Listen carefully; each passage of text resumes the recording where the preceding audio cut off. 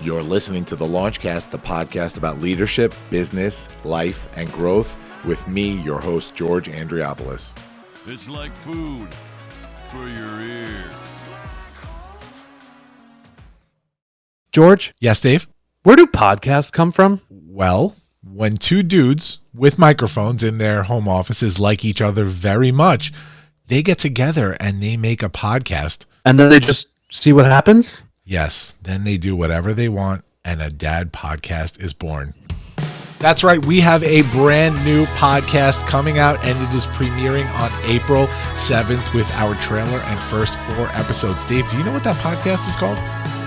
It's called the Over My Dad Podcast, and it is a podcast, but it's not just for dads. I want to make that very clear. We got a lot of stuff. We got periodic guests. We got just conversation, wacky business ideas, opinions, nothing too wild. It's like a light Joe Rogan or like a really edgy Ellen show. That was actually the original name for the show, The Edgy Ellen Show. And it is co-hosted by you, Dave Thompson. That's right, and you, George Andriopoulos. I can pronounce your name, which we're halfway there. We're halfway there. Guys, check us out. Every other Wednesday, we drop a new episode, but our first 4 episodes, April 7th. Don't forget, every other Wednesday, and check us out on social media, Facebook and Instagram at Over My Dad Podcast. And are we on Twitter? We are at Over My Dad Bod CST. Join us for our movement towards nothing in particular. See you there. At this time, I'm going to ask that you fasten your seatbelts. Launch sequence. Launch sequence activated. Launch sequence activated. 5, 4, 3, 2, 1. Woo!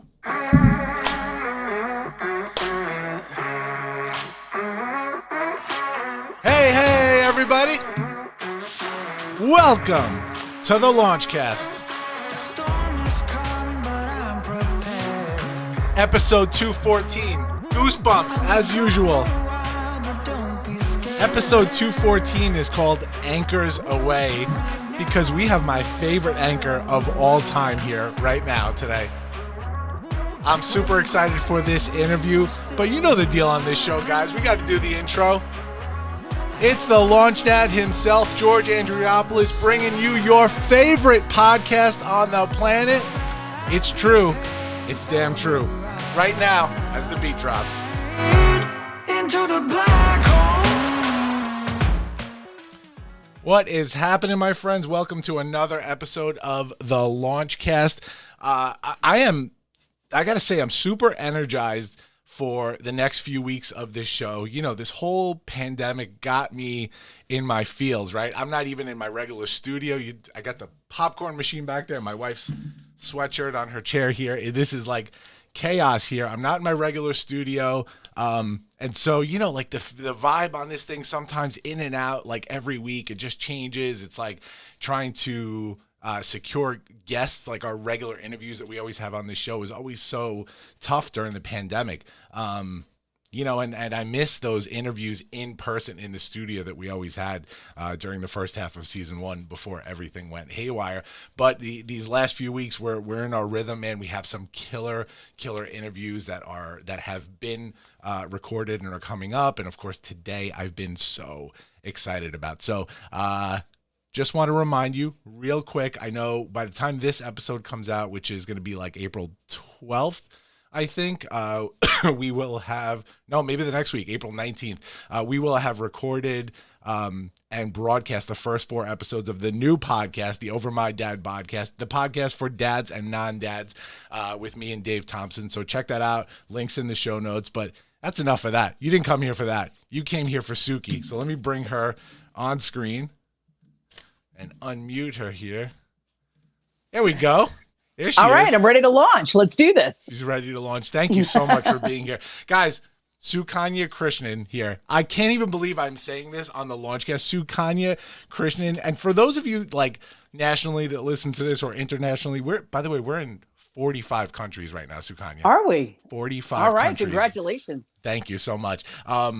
This is one of my anchors, right? This is like, I have it in New York. You know, we have like there's news at like the micro local level, there's like the regional level and whatever, and like there's a few anchors that I felt were always my anchors, you know, like the people that I wanted to listen to the news from. And we're going to get into that because I have a whole thing with broadcasting.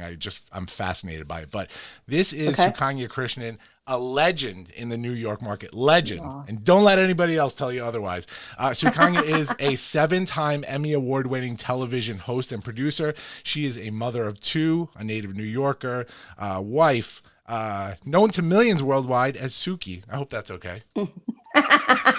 Yeah, that's cool. It's all good. Suki is no stranger to live broadcast content, having served as anchor journalist for a myriad of local and national networks such as Pix 11, Fox 5, and TLC.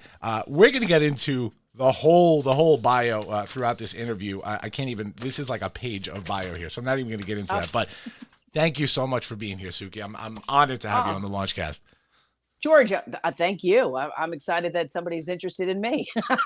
Everybody's interested. So first of all, this came about because we had Lisa Mateo on a few episodes ago, who was incredible. And she was like, after our interview, we had great chemistry during the interview, and she's like, you have to talk to Sukanya. You have to talk. You guys will have a great time together. So I was like, can you set up this intro? And she was like, absolutely. I know. Lisa is one of my tribe. Always been. We connected on many levels early on at Pix 11, and have been really great friends since. You know, we've seen each other get married. We've had kids together. Her kids have gone off to college, different career paths now, and we continue to have this relationship that's just beyond the workplace. And she's a very special person. She really is the real deal. So she is the real deal. She's a real deal. It's always good to have people who walk the walk and talk the talk. And nowadays things are just so filtered that you don't really know if that person is really behind that curtain. Yeah. And Lisa's definitely one of those people that's firmly planted. Her value systems are her own, and somebody that's just a girlfriend, a good girlfriend. Yeah, amazing. She's totally the real deal. And again, I'm going to get into this later, but as this podcast grows, I feel like the section of interviews that I've done with broadcasters that mean a lot to me are going to be really special episodes. I know that the 2 that we've done with Carol Silva, who's again, I love legend. Carol. Yeah, Carol and Lisa were incredible. 2 of my favorite episodes, and I know this is going to be up there on the board. So no pressure. I hope I don't disappoint. No pressure. Don't disappoint us, Suki. All right, so let's dive in the way we start this interview every single time. Suki, are you a leader? Am I a leader? Yes, I think I've always assumed that role, for better or for worse. How's that? So talk to me about your definition of a leader. What does leadership mean to you, and what does it mean to your life? I think leadership is just creating your own voice, right? Creating a space for yourself to stand on. But not only that, creating pathways and avenues for other people to be able to walk through as well, and to be a support system for them. I think creating a voice is the most important thing, because once you create your own voice, you know who you are self-defined. We're all works in progress, but once you know who you are intrinsically to your core, and what your value systems are, I think that's when leadership really happens. It sort of goes hand in hand, because you're not afraid. And if you are afraid, you have a leap of faith that's deeper than what people can really define. And sometimes that lets you walk out on that ledge and be able to be that person, a beacon of light for some, or an opposing voice for others. But either way, you're standing in your own light, you're standing on your own bridge, and you're hoping to connect other people on that platform. Yeah.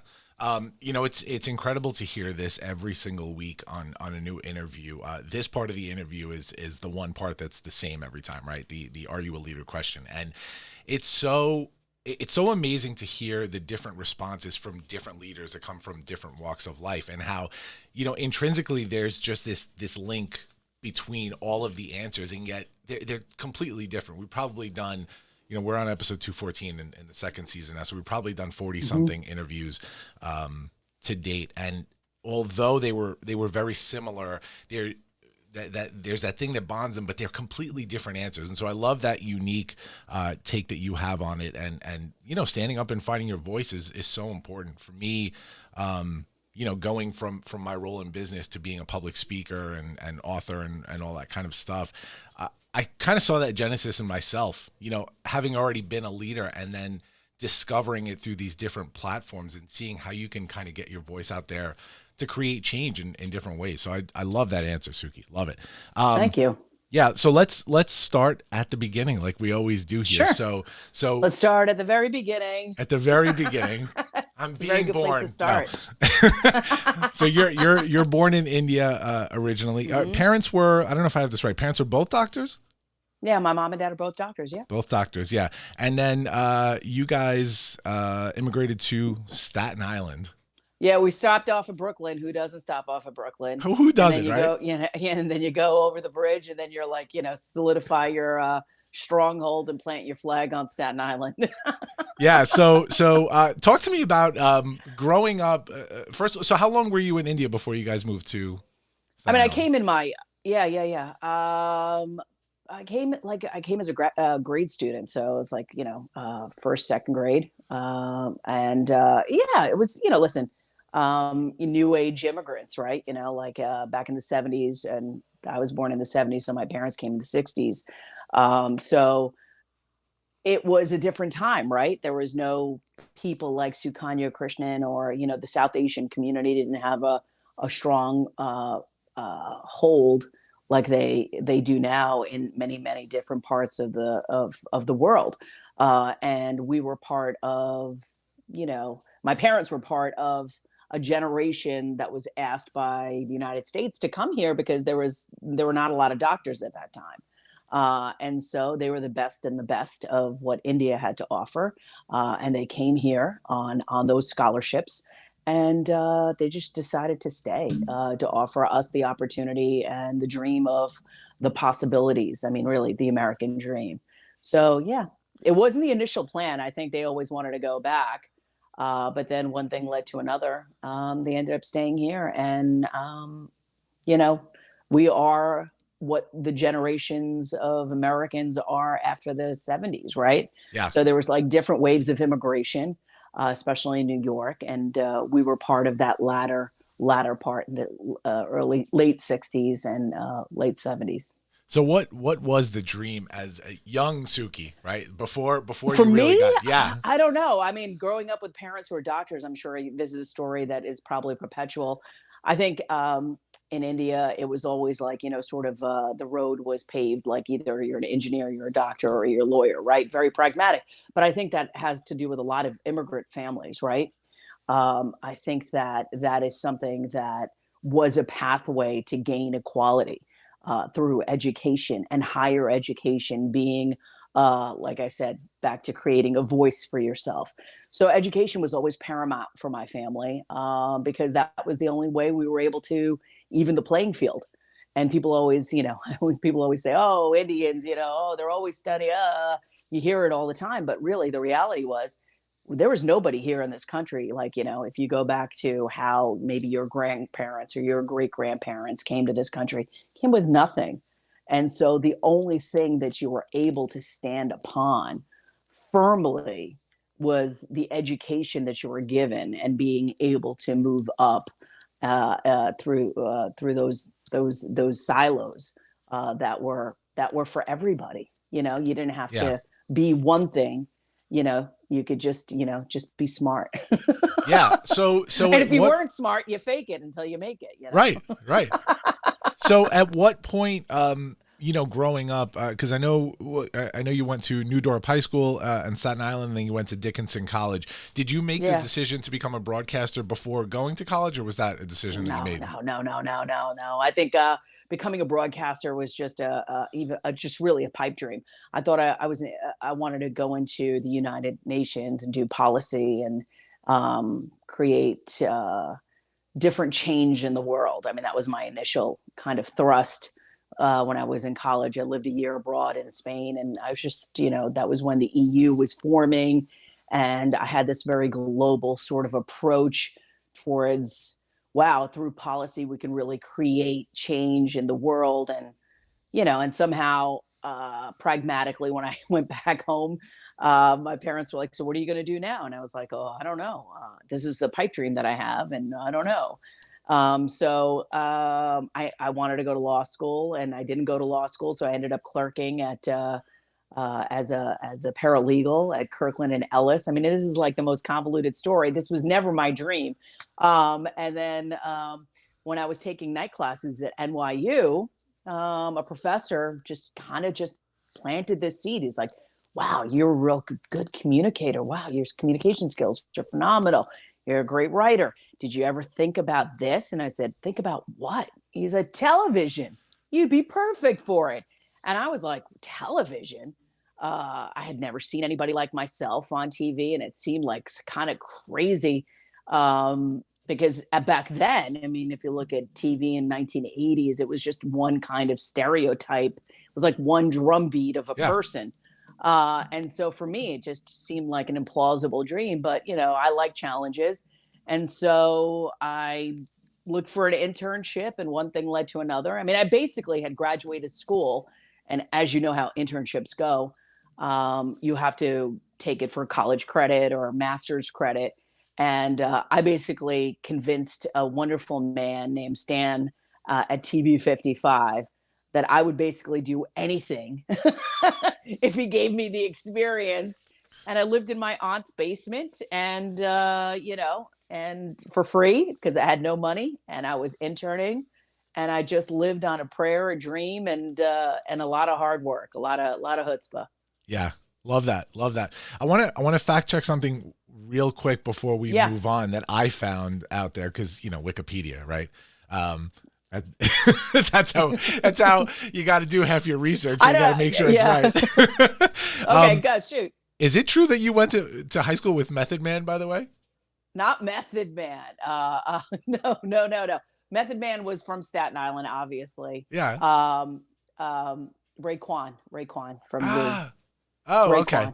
Oh, so it's still Wu-Tang. So you were never asked to be the 10th member of Wu-Tang Clan ever? I wish I would have. I wish I had cut out of school and hung out, But Raekwon and I had a math class together. He's a very cool guy. And, I was just really happy for their success because, during that time, I mean, hip hop was just starting, and it was just, and Shaolin was now on the map. I mean, it was just incredible. They were visionaries on their own right, and they created their own voice as well. So there was a lot of stuff that was happening at that time that, is now part of our culture. And that's what's amazing about, I talked before about, how people view their news, right? And whatever locality they're in, they sort of pick their anchor that they watch and let them tell them the news and relay the events of the day. Where we are here in New York, right? Just especially the time that you and I grew up. I'm born in the 70s as well. And it's just it was such a melting pot when I was younger, and there was just so many important things happening in the world, and it just it becomes a part of the fiber of who you are. I was just talking on my other podcast that we were recording last week. I was talking about I started watching on Paramount Plus the Real World New York Homecoming. My God, I haven't watched that yet, but yes, it's incredible, and they do it in a way where it's shot exactly like the original. It's the first cast ever of the Real World, and you talk about there's like there were all these conversations around race going on during the initial season of the Real World, and they're still the same conversations, but now there's this different viewpoint, and you just see how things like that in New York that were happening just had such a huge impact on the world at large. I want to ask you, just being somebody who's from New York, Staten Island, it's in your blood. How much of New York is part of the fabric of what you do as a leader? I definitely feel like I'm completely New York. I mean, I am definitely, I am so proud of the fact that I am from New York, and culturally being exposed to everything that we were. I mean, like, listen, if you think about all the things that we exported during the 80s and this, and the 90s, it was just definitely our culture, the mixtapes and, going down to, Unique Boutique and all of these things that you just could do in New York City, Tower Records. I mean, this is just, this is like everything that we all used to do. I think New York made me who I am for sure. I mean, I think my immigrant value systems are just something that's deeply embedded in who I am. I also am not even first generation to this country, but I consider myself first generation because I grew up here. And you know, I love seeing all the different colors, cultures, religions. I loved eating all the different foods. I mean, it wasn't until I went to college when I was like, wow. I mean, like, Yeah. what do you mean? What do you mean you don't have Sunday sauce? Like, I don't understand what the hell's wrong with you. What's wrong with people here? Because it wasn't until I went to college where I realized that, oh, not everybody is like a New Yorker. Oh, I get it. Boom, mind blown. And then that's when I realized how special and what a special gift that my parents chose to raise us in New York City. Because I think that also allowed us to be able to stand on our own value systems and not feel so different, even though we were really different back then. And I think that was important for me to realize that even though I was different, I was part of something that was bigger. Because when you walk the streets of New York, you're part of something great, something fantastic, anything that's possible, the rhythm, the vibe, the electricity of the city, just seeing different people and the different possibilities. Yeah. Oh, I love that.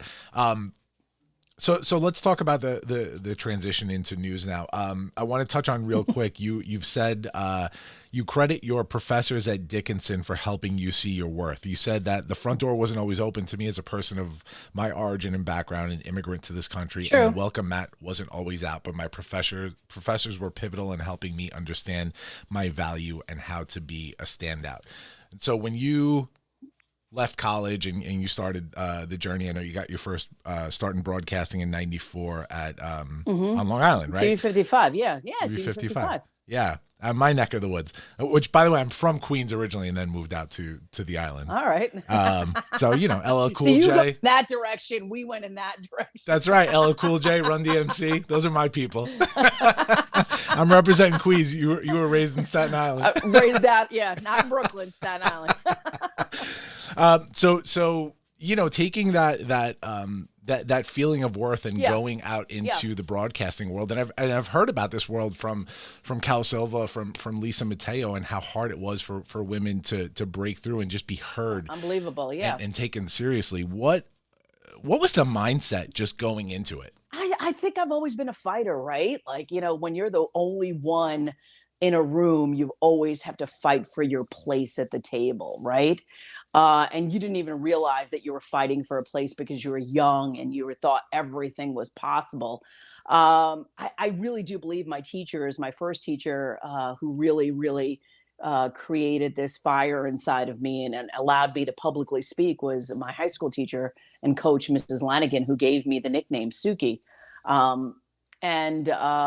She was the first person. And then, the rest of that is just, going to college and then finding, other professors who kind of understood, what I brought to the table, and that my talents weren't just one dimensional, but it was multidimensional.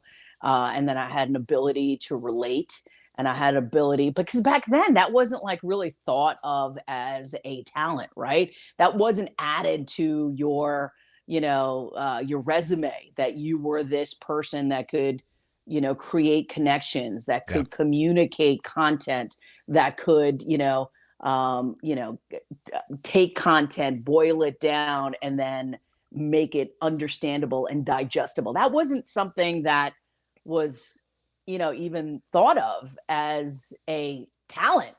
But they were able to help me understand that it was okay to stand up and not always have to take the back seat, because so many minorities always took the back seat because it was easier to ride in the car in the back than to sit in the front and to take the wheel. Right. You're kind of taught, and especially as a woman, and a woman of color too, that it's not that you're not supposed to be in the driver's seat. But luckily, you know, my father is also a very, very pivotal, thriving force in my life. My mother, my grandmother, you know, usually Indian families are patriarchal. I grew up in a matriarchal. It was all flipped. My grandmother was the one that you went to for everything. My father, to this day, credit most of his success to my mother and his own mother. So, you know, he always raised me with the belief that I was just as good as the boys, and I definitely was going to be able to stand on my own 2 feet, and that I could do anything that I put my mind to. So I always had that in the back of my head, even though there was self-doubt that would always creep in, because of ideas of who it was to be in front of the camera, or ideas of beauty, or ideas of size. I mean, all of these things that have a name now didn't really have a name back then. I just thought if I worked really hard, that I could make anything happen. And that's exactly what I did. I worked really hard. I waited for the most moments where I could actually, you know, maybe not walk through the front door, but if there was a window that was cracked, I could kind of crawl through it like a ninja, and then bam, I'd be there for the opportunity. And when the opportunity was there, I'd be prepared. I'd show them what I got, and then they could never say no. So that's how I kind of looked at it. And you did Because, it. you know, yeah, well, really, you get a tape of a girl named Sukanya Krishnan, this is 1993. I mean, let's look at a news director's office. I mean, he's like, what is that? I mean, I actually had people tell me, what is that? Like, who are you? Like, it's like weird questions that you would never ask, but that's like all of the questions that I used to get asked all the time. Who are you? What are you? How do you fit in? Why should I hire somebody like you when you don't represent, you know, the world at large? It was just wacky questions that I would always get hammered with. And, you know, I was 25, 26 years old. I mean, you didn't have the answers to that like you do now. You have a firm footing of who you are and how to answer those questions now. So, you know, I always had to explain who I was, and now I don't. And I love that. I love hearing that too, because all these years later, you look at it and you go, you do represent the world at large now. You literally represent the world at large. I actually, when there was a news director that asked me, you don't really represent. I was like, I'd beg to differ. I was like, in New York City, you know, the Asian population is the fastest growing population, and you have nobody here that represents me. Nobody in your newsroom. You know, back then you had the one African American or the two, you know, you had all of these, it was like everybody had one. And, you know, there were never any South Asians. And for a long time, I was that one for a long time. Yeah. And sadly to say, now I'm so happy when I see different, you know, people of my background that are there, that have a voice. I'm like, you know, more power to it. I'm so glad that things have changed, but it's taken about 25 years for it to change.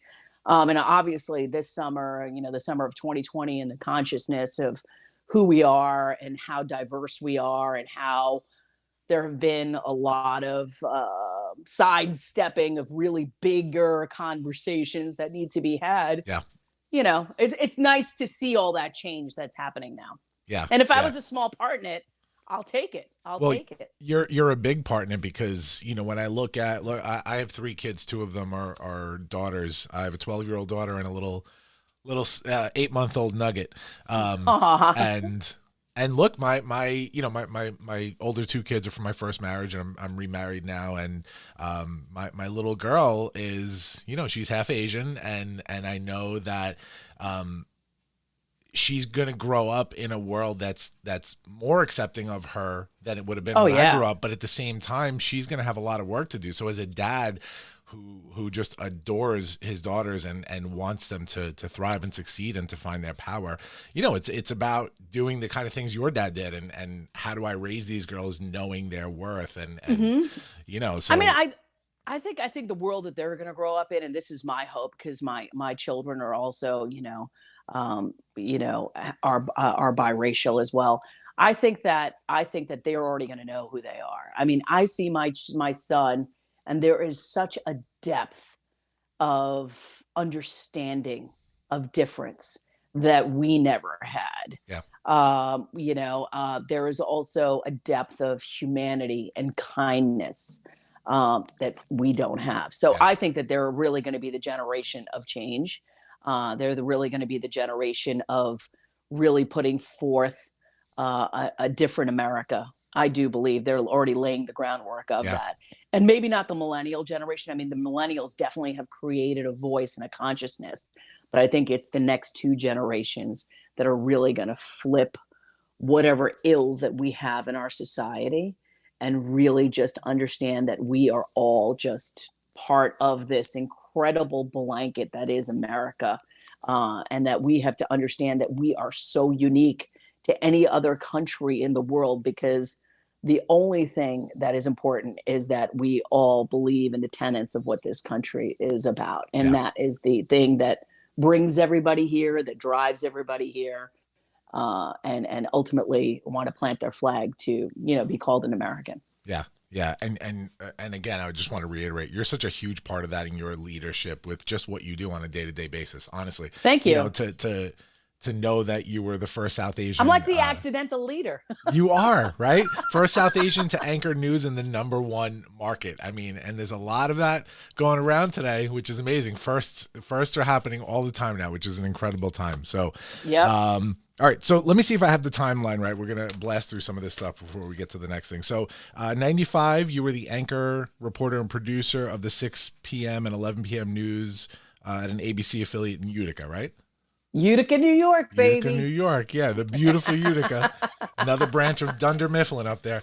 Prior to joining WCBS, you were a morning news anchor reporter in Harrisburg, Pennsylvania, right? WHP-TV. WHP-TV. You covered various stories, including TWA Flight 800, Million Man March, floods of 96.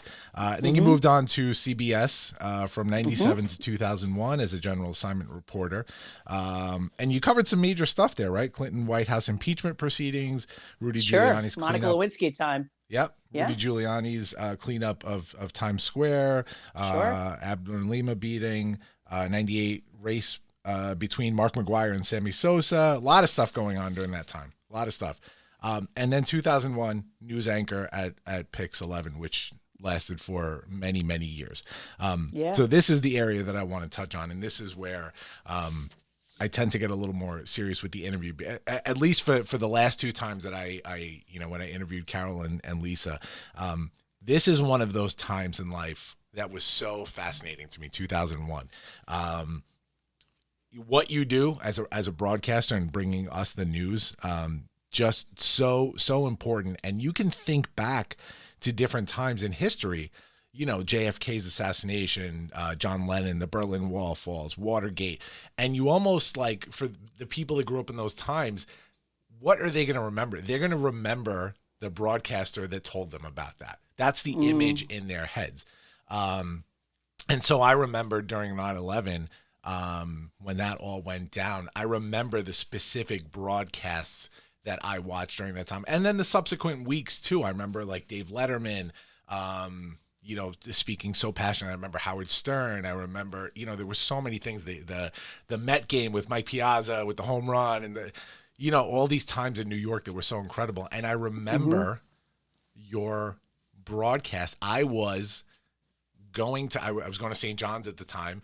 Wow. And I remember getting ready for class and then turning on the news when I was getting ready in the morning, and I turned on Channel 11, and it was actually your broadcast that I turned on. And I actually was YouTubing this, and it was so heartbreaking to watch this, but I actually did not remember the exact footage. It was fucking incredible what I watced.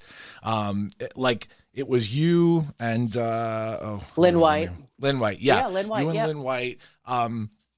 So, obviously this has to be a standout time for you as a broadcaster. Talk to me about two things I want to hear about. One is separating the terror of what was actually going on and going out there to what you thought was your responsibility as a broadcaster to tell us what was going on, rather than just going home and like, I'm out.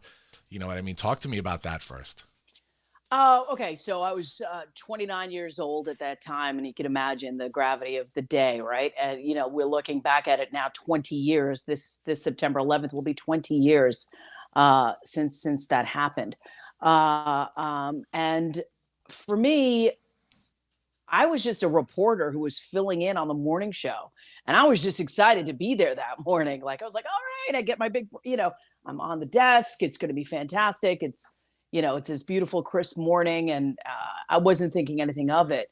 And at that time, our show only went till 8 o'clock. And the timeline now. So we were all in the newsroom, and we have, everybody had their satellite operators on one of the World Trade Centers. So all of a sudden, going into the master control room, they were like, a plane just hit. And we're like, what? A plane hit? Oh, we didn't understand, going back to 1993 and the bombings. And we just thought, okay, that's kind of odd. And then we're looking at the pictures, and it's like, wow.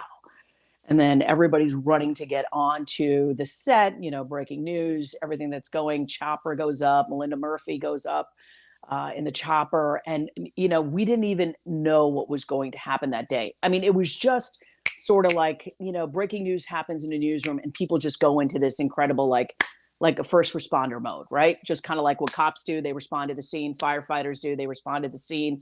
Anybody that is doing that, you just do it intrinsically because that's your job. So, I was sitting on the desk. I was 29 years old. I really didn't understand what was happening until it was happening. And then you saw President Bush, you remember this, he's standing there in the classroom, and then you see somebody whispering, and he's sitting there, and you see his face, and you're starting to understand what's happening, but you didn't know it was terrorism back then. You didn't know. So you couldn't put the terrorist frame onto the picture that you were seeing because nothing had been confirmed at the time. But it was really Lynn White who was the one who went out, and she was the leader really at that moment, because it was her journalistic skills and her tenure to be able to guide me at that time as a Cub anchor. And she was just incredible. In the way she was able to weave and tell that story together in calmness. And we learn from the people we sit next to. We learn from the people that we admire and we watch. And she was somebody I leaned on that day for her experience, for her wisdom, to guide me. I mean, we talk about, how do you become a leader? You become a leader by watching others. You become a leader by being able to see the gift that others have and to be able to appreciate that. So at that moment, I was leaning on somebody to guide me. And I didn't look at it as a weakness. I didn't look at anything. I just looked at it as, okay, I have to follow the person that has the most experience, and she is it. And we are going to walk through this together. And she did it, and it was just, I didn't even know what I was watching, to tell you the truth. And it took me years to kind of process it, like everybody else. And I just think that for me at that moment, I knew that we had to galvanize as New Yorkers, to be able to run to the story, you're running towards downtown when everybody is running out. And I can't even tell you the imagery that I have, because it's like I was in color, and then suddenly the world turned black and white. And that's how it was, after the second plane hit and the tower fell, because you didn't even know it was going to fall. You didn't even understand what was going to happen. And then you have two towers and the immensity of what's happening, and, the smoke, the silt, the just the rubble, the thunder. These are moments that have, we always talk about the story that really just defined you. That was a story that defined me, that defined New Yorkers, that galvanized us together as people, as Americans. And it was a moment that we all rose to the challenge to help each other in ways that I've never seen before. But I look back at that day with great pride. I look back at that year with great pride. I look back at every anniversary. I get emotional just thinking about it because, now you're able, 20 years later, you're able to step back and realize the lives that were lost, the people that never came home. I mean, don't you remember the city being littered with faces of parents like desperately searching for their sons and daughters and husbands and wives and the women that were pregnant at the time and all the changes that you were able to experience, that these families, had, ripped apart, just completely lost. So yeah, it definitely, it takes me back, especially, when the bell tolls and, you get that sinking feeling every September 11th. And then you see these pictures of people and you're like, oh my God, I knew that person. I know that person. I know that person, it's just something where I was proud to be able to serve my community. I was proud to be able to be a voice of reason during that time. I was proud to follow that story for as many years as I did, 18, 19, 20 plus years. I was proud to give back to the FDNY, the NYPD, the Widows and Children's and Orphan Fund. I was proud to do all of those things because I felt like that was my calling. And that was also part of my own healing, to be able to every day go on TV and to be able to deliver the news with clarity, sincerity, and no apologies, right? Just be able to do that with a conviction. Yeah, and I want to tell you what we saw as the viewers during that time, and I'll and I appreciate your honesty and sincerity in this moment. I see you, getting a little emotional, talking about that. I've gotten emotional I've asked this question of Lisa Mateo, of Carol Silva, because for me in broadcasting, for the people that were around for that, it's one of the most important times, in broadcasting because of the aftermath of that. And so I find it just so fascinating, and it brings me back to a time I've gotten emotional the last two times. I'm trying to hold it together for Suki today because this is Suki's on my screen. But what did we see, in that moment? I saw professionals that were, first of all, looking at their responsibility as journalists to keep us in the loop. Not to over dramatize it, but putting your lives in danger to be there for us, right? Because anybody else would have gone home, right? And to just be there with their families. And so that's the first thing you saw. The second thing is watching and rewatching the broadcast last night.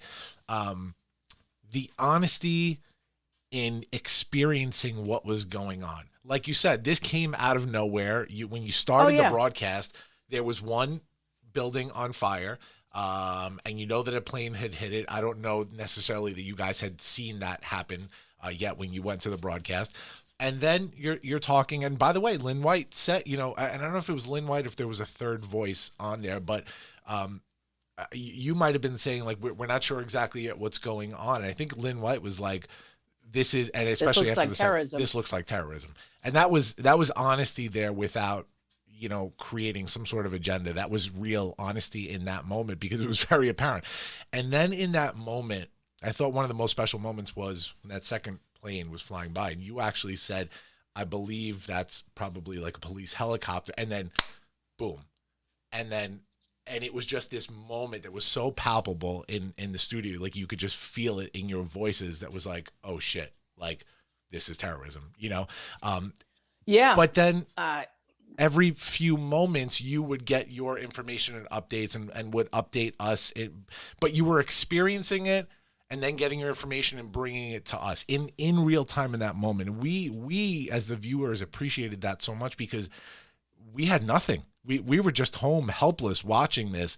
I mean, this was pre-cell phone, pre-Twitter, pre all that other kind of information that we are so kind of, used to, the information highway being so fast. And back then, I mean, you were looking for verification, you were looking for why are F-16s flying over New York City right now, what is going on, it was like trying to piece together. People were coming up to me saying, how do I get home? How do I get home? And I would look at them like, you just got to keep walking. Just keep walking north. Go on the FDR driveway and keep walking. Just walk away from here. The subways aren't running. There are no taxis. There's nowhere to go. Just put on your shoes and walk. People be walking barefoot. I mean, like, it was incredible in a haze.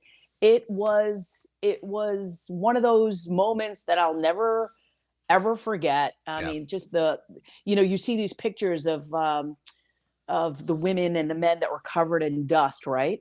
Yep. You see there was like this big Daily News exposition of who was this person, and that's all I remember. Like, I just remember people walking covered in dust, covering head to toe, in a haze, in a daze. But yes, yeah. That was our job, right? As news people, to be able to help you understand as we were also trying to understand in real time. That's kind of our job, to kind of walk through the process, stay factual, not interject or put things out into the universe that you wouldn't be able to take back or retract. Because at that moment, you were the only lifeline to a mother who was sitting in Queens going, my son works in, the North Tower, or my, a mother whose daughter happened to go for a job interview from Brooklyn, whose daughter was in the South Tower, and was desperately looking for information as to, did people get out? Were people able to leave? And you were like, yes, people are walking, people are trying to find their way home. We didn't really understand where the plane hit, how many floors that were completely incapacitated that people couldn't escape from. And some of my friends saw some of the worst moments as well, people jumping that, you'll never, ever forget for a lifetime. Yeah. You see the documentaries, and it was a very real moment. How about all those firefighters who were climbing up the stairs and, who went in, who got the call, and, Steven Siller, running through the Midtown Tunnel with his gear on, all the heroes, that rose to the challenge. I mean, that's what leadership is. When everything is out and down for the count, you're able to walk through that and to be able to be a light, a moment of hope, a moment of connection. And that's what we did for that whole year. I mean, I went down, I was the only I was for PIX, I was the only reporter every day. I'd have to go every day. I'd report from downtown. And that next day was just a haze, because I just basically went home.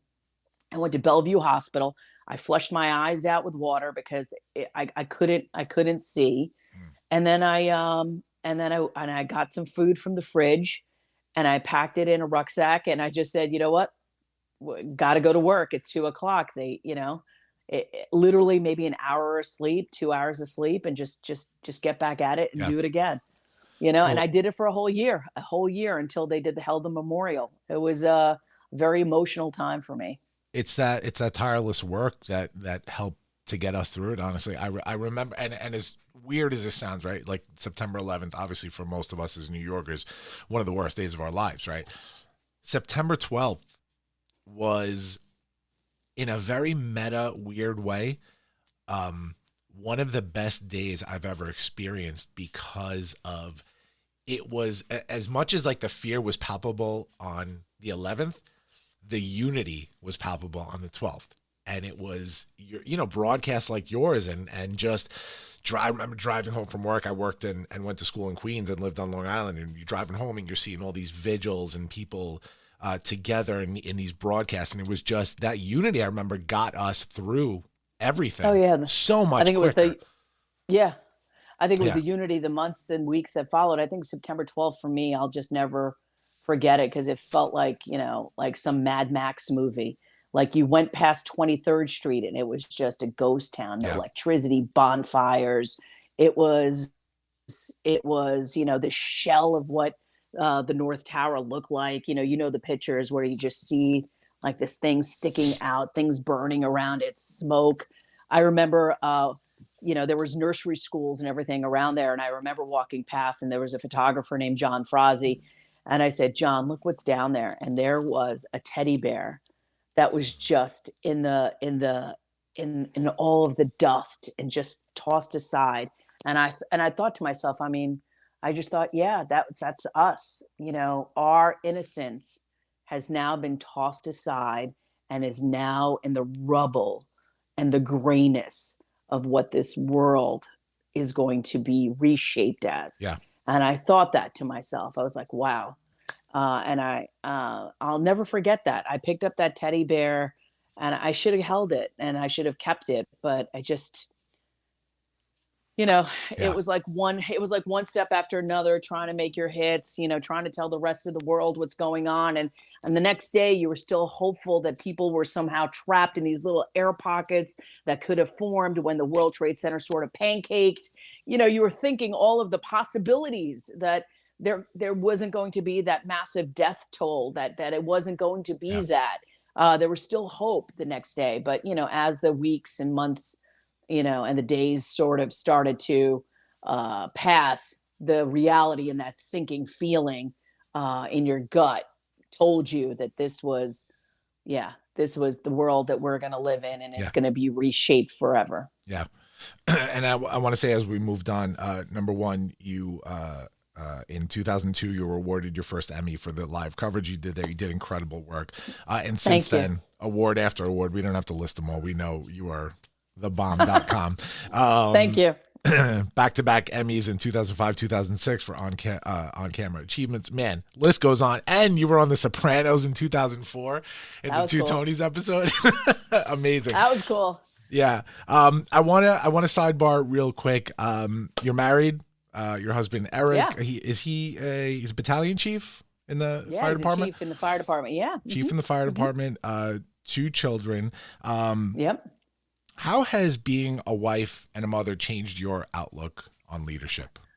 It's changed everything. I have 2 minds that I have to now kind of help create and navigate and build up and be able to see the world in a different way. That, like I was saying, I do believe that there's this different essence in those kids.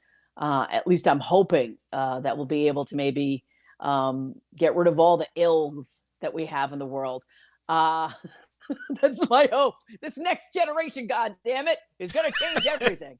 And I'm going to be a part of it. But I sounded like Homer Simpson or something like that. Homer Simpson's dad for a second.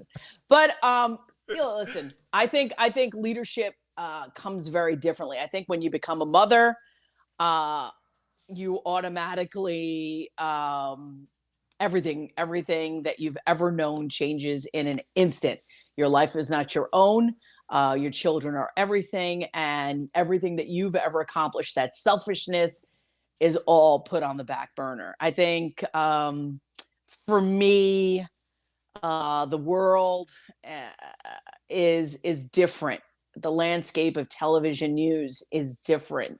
I watch it now as a viewer, and I am sometimes perplexed at things that happen, and angry and yell at the TV. And I feel like, for me, my role as a mother, to answer your question, is to really help create the next generation, the next voice. I want my husband and my children to have their own unique voice. Maybe layered with a little bit of my experiences, but their own experiences that are uniquely themselves. I want my son to know that he's part of a bigger global experiment. That the worlds that we grew up with, where we'd write letters to our pen pals, that doesn't exist anymore. I mean, everybody is just a click away, and that's how we're going to have to work with each other. Because we're all just a click away from each other, and we all need each other to keep this world functioning in one beautiful, rainbow. So those are the things that I want to be able to shape my children's mind, and that they have a bigger role. And it's not just maybe in their community first and foremost, but it's also a global perspective. Yeah. And they have to really realize that global perspective, that they can lay their footprint and do things that that are much more impactful, given the chances if they take the risk. And it can be a calculated risk, or it could just be an all-out risk. But I want them to be able to believe in themselves to take those risks. Yeah, I love that. This is something I've always wondered of people in your profession. So when you were still Are we in the crazy? newsroom- Yes. Are you crazy? Yes, perfect. Okay, that's the end of the outro music. Are there lots of egos? Sure, there's lots of egos. Is there an underbelly? Yes, there's a dirty underbelly. Yes, here we go. Sticking with the mom theme for a second. When you were still in the newsroom, what was it like to sort of carry the weight of the world on you at work and then go home and make peanut butter and jelly sandwiches? Okay, I'm not the first. I'm not the first woman to have Right. kids, right? But I think the newsroom has always been this 1950s workspace. Yeah.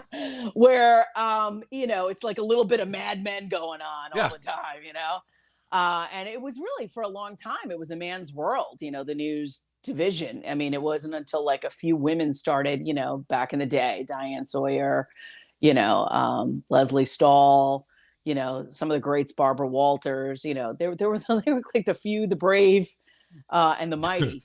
But on a regular local level, it was still archaic. I mean, being a mother in a newsroom and breastfeeding and being on TV and all of that stuff came with a lot. And luckily, I was able to get through it all. Luckily, I'm an easygoing person. Because some of it was just downright wrong. But, we got through it. I think part of it is just my resiliency, of not really fighting that fight. Looking back, maybe I should have, said more about hey, maybe we should have a room where women can, have a breast pump and pump their breast milk and not be castigated because they can't make it to a morning meeting because they've been on TV for 5 hours and, need to pump, all of these things that, that were happening for me back then, because I was, me and Lisa were like one of 3 people that had kids on the morning show. So there was not a lot of kindness or forgiveness or humanity looking back on it. But, it was what it was at that time. And, I think we, being model minorities, if I might use that phrase, didn't really think we had a voice to say something, because it was just so occupied by men. Yeah. So for basis of comparison, do you watch have you watched the morning show on Apple TV? I haven't, because I probably lived that life. I really don't want to. Okay. I was going to ask I think you. it might cut too deep for me. I think that wound for me is a little too fresh sometimes. Gotcha. Okay. Yeah. All right. I want to watch it. I want to watch it. It's because amazing. The morning show. Yeah, I'm sure it's my life. I'm sure it is. Sounds like it. I'm sure it's my life. Wow. I wonder if I'm Jennifer Aniston. Well, we're going to follow up on this one day when you're back. I'm sure. Everyone's like, you want to watch it? I was like, why would I watch something that I lived? I mean, it wasn't that easy. This episode is sponsored by the new cohort of the Leadership Experience. Unconventional leadership, brought to you by yours truly, the launch dad himself, George Andriopoulos. Our new cohort is starting soon, and not only do we still have the same 4 courses, that's right, the public thought leadership track, the career leader track, the entrepreneurship track, and of course the podcast experience. We have our first graduate level, up level, Inimitable, the newest one-on-one leadership class. This is for not only if you have taken the leadership experience core class before and are ready to graduate to the newest level, but for those that have experienced leadership and want to take it to a new level, Inimitable is for you. I'm not even going to talk about it in this commercial. You're going to have to contact me. Check out theleadershipexp.com for details and to sign up for information. Inimitable is coming at you. DM me for more info. Later, guys. No, I haven't watched it. I haven't watched the morning show. I need to watch it. Maybe I'll have a bottle of wine and some therapy after it. I don't know. Bring a couple of bottles. No, Bring a couple. I know. I'm sure. I wonder a friend of mine is like, it's a must watch. And I was like, God, it's so hard. It's so hard.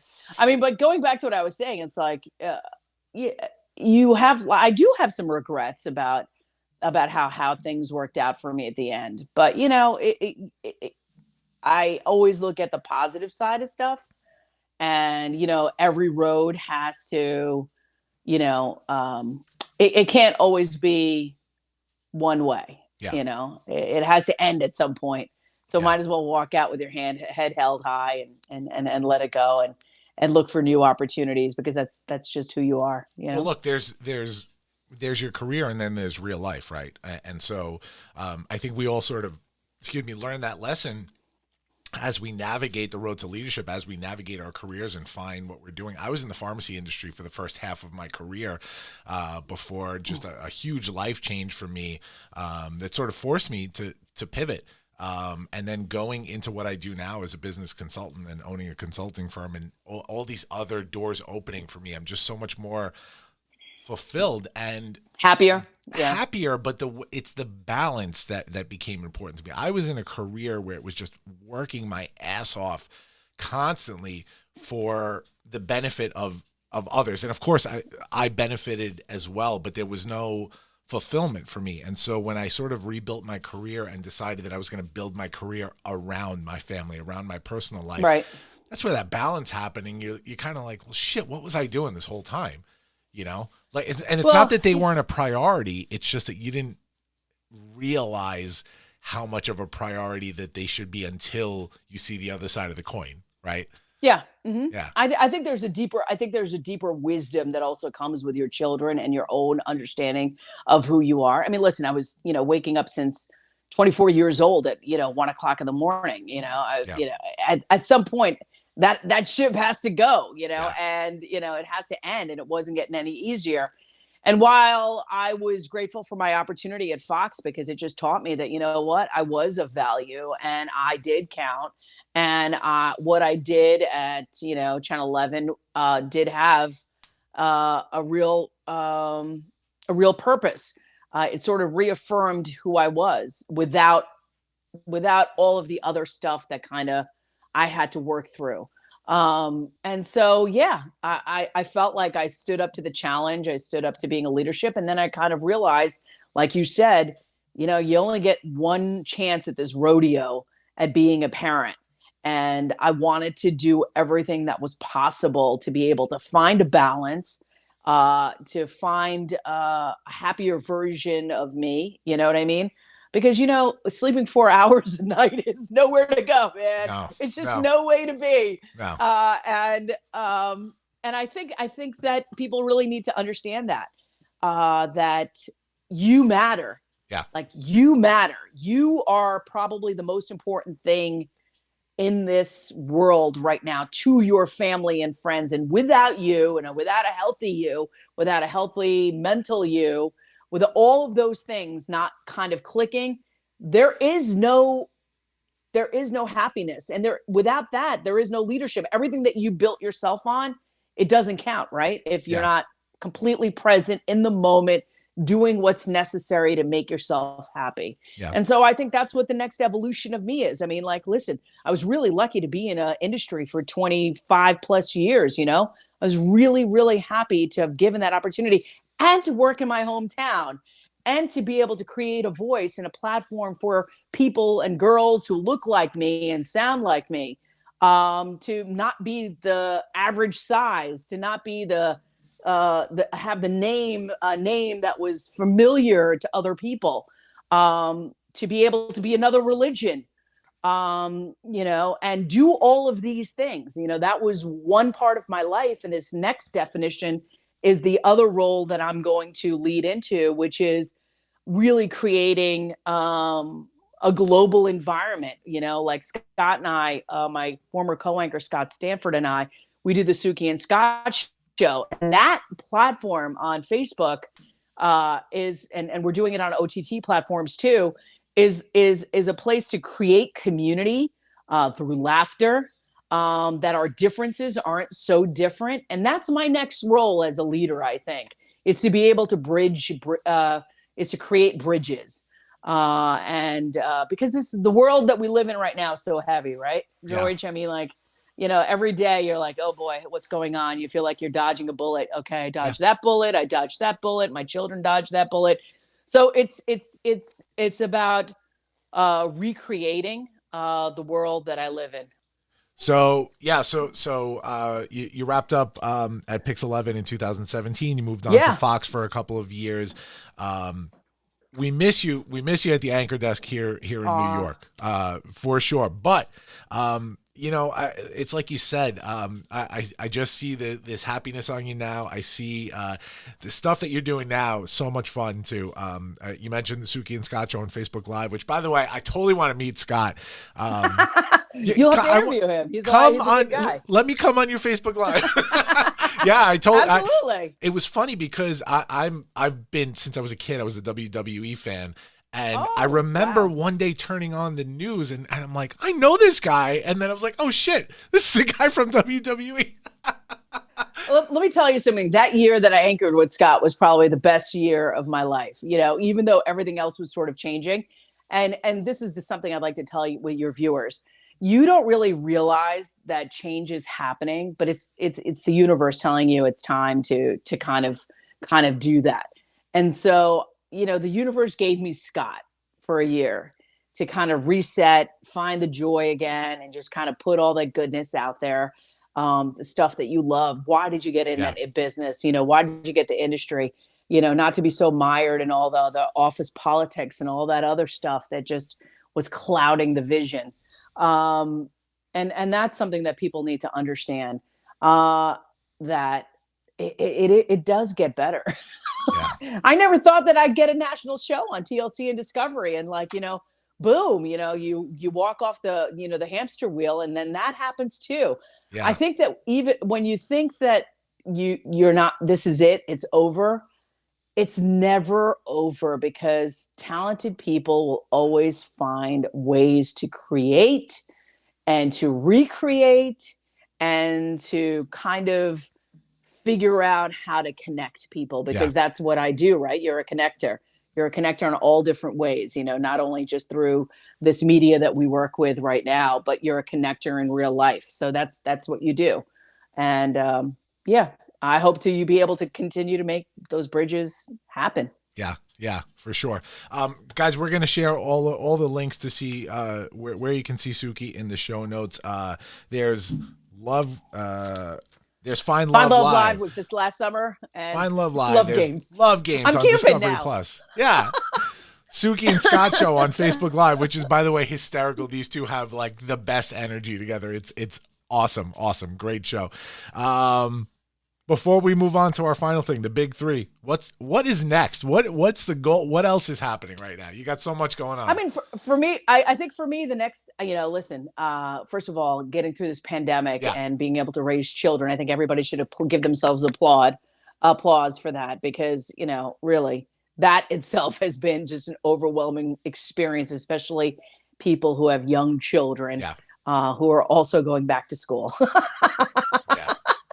I see you. That's I all. see you. Yeah, I see everybody out there. I see everybody. I think that for me, I don't really know. And I think that's the best part, that I don't really know.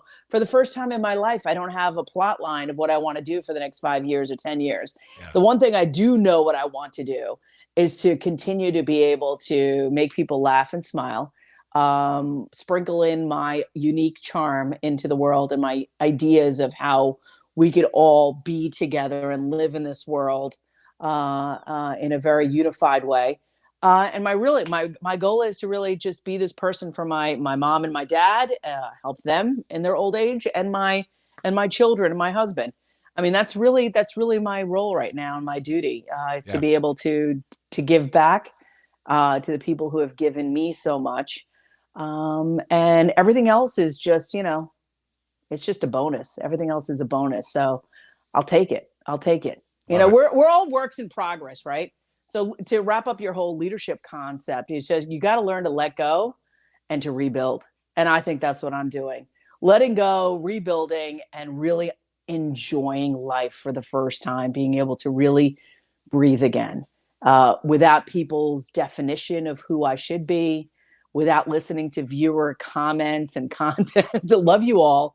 But back in the days, I mean, that some of the stuff that was written to me, which was now be abusive, was brutal. It was brutal. But, you know, luckily I have some thick skin and was able to move past it. But yeah. Amazing. Amazing. Guys, let's move on to the big three. The big three from the Launchcast. The big three. Suki, I'm gonna call out a few Big things. three. I'm gonna call out a few things. You're gonna give me your top three for each one. Quick, concise answers. Ready? Okay. All right. Three big, quick, concise answer. This is a good one. Three biggest mountains that you have climbed as a woman in your industry. Can this be quick and concise? Probably not. Oh my God, three biggest mountains. I guess getting to the anchor desk, being the first Indian South Asian, was a huge mountain that I climbed, and staying there was the second mountain that I climbed, and the third mountain for me in my industry was going over to the competing station that I competed against for 18 years, and then beating my old station. That was a huge mountain. Yeah. Amazing. So it was weird, but it was good. It was good. Amazing. It was good. Three favorite on-air fails. Now I'm gonna preface this by saying, when I was all over Google, oh my God, me falling off the chairs. I've seen a ton of amazing moments. You fell a lot. I've fallen a lot. I've fallen everywhere. Those are my three fails. Yes, falling off the anchor chair, falling on a Soul Train line with Questlove, and then, you know, I don't know what's the other one. There's another one where I've fallen. Oh yeah, I fell the first time on a skateboard, and you know, was in the New York Post, and I actually twisted and broke my ankle as a result of it. So yes, those are my three fails right there. Right, falling. All right, last one. 3 lessons to pass on to your kids.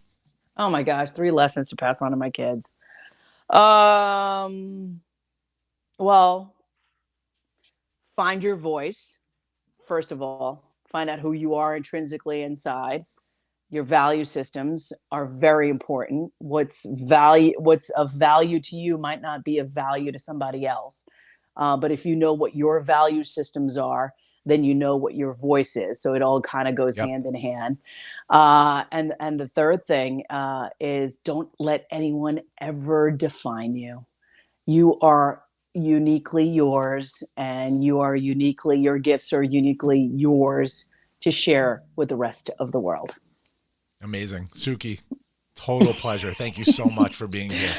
Thank you. I appreciate it. It was so nice meeting you, George. Yeah. And I'll have to hook you up with now. I'll pass it on. Like, you know, I'll get you. Yes. Yeah, I got to get you Scott now. Give me Scott. I don't know how deep he is, but I don't know how deep he is, because he's like, can't we just have a good time? Doesn't have to be deep. We can just have a good time.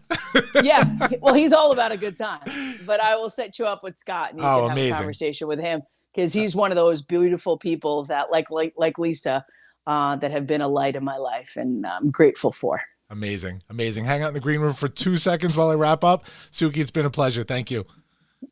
Thank you, George. Guys, another episode of the Launchcast. Catch us every single Monday morning. New episodes released 6 a.m. Apple Podcasts, Spotify, Pandora, iHeart. You know the deal. We'll see you next time. Into the black hole. Thanks for listening to the Launchcast today. Please make sure to subscribe to this feed wherever podcasts are available. Follow me, George Andriopoulos, at Launchpad CEO on Facebook, Twitter, or Instagram. And make sure to visit our website, guys, thelaunchcast.com. Looking forward to the next episode. See you soon, guys.